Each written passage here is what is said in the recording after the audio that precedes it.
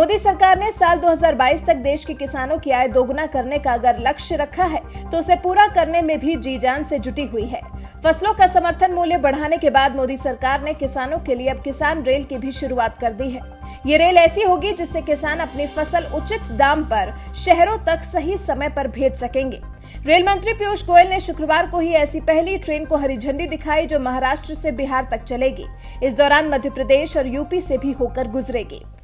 इस पहली ट्रेन का लाभ यूपी और मध्य प्रदेश के किसानों को भी होने वाला है, क्योंकि ये ट्रेन उन किसानों के रास्ते से भी गुजरने वाली है। इस ट्रेन की खासियत ये है कि ये ट्रेन पूरी तरह से एयर कंडीशन है, यानी एक प्रकार से ये पटरी पर दौड़ता हुआ कोल्ड स्टोरेज है। ये कोल्ड स्टोरेज ही दौड़ता रहेगा, जाएगा आएगा, सामान लाएगा छोड़ेगा।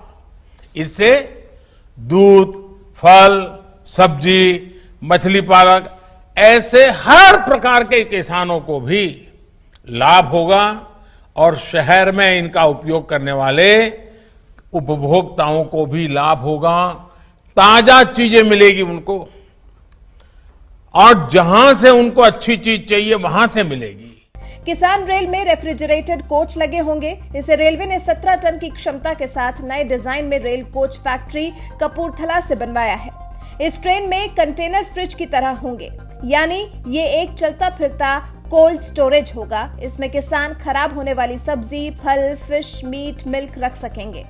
2 दिन पहले ही देश के छोटे किसानों से जुड़ी एक बहुत बड़ी योजना की शुरुआत की गई है, जिसका आने वाले समय में पूरे देश के किसानों को बहुत बड़ा लाभ होने वाला है।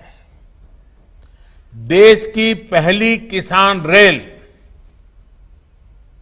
महाराष्ट्र और बिहार के बीच में शुरू हो चुकी है। अब महाराष्ट्र से संतरा, अंगूर, प्याज जैसे अनेक फल सब्जियां लेकर ये ट्रेन निकलेगी और बिना समय गंवाए बिहार पहुंचेगी।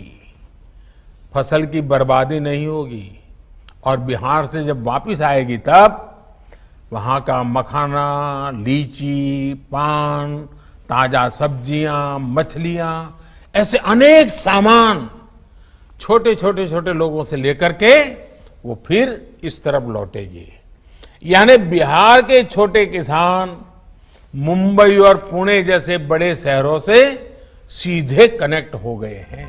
महाराष्ट्र और बिहार के बीच चलने वाली ये किसान रेल अपनी यात्रा के दौरान 1519 किलोमीटर की दूरी तय करेगी। महाराष्ट्र के देवलाली स्टेशन से सुबह 11 बजे चलेगी और नासिक रोड, मनमाड़, जलगांव, भुसावल, बुरहानपुर, खंडवा, इटारसी, जबलपुर, सतना, कटनी, मणिकपुर, प्रयागराज, पंडित दीनदयाल उपाध्याय नगर और बक्सर में रुकेगी।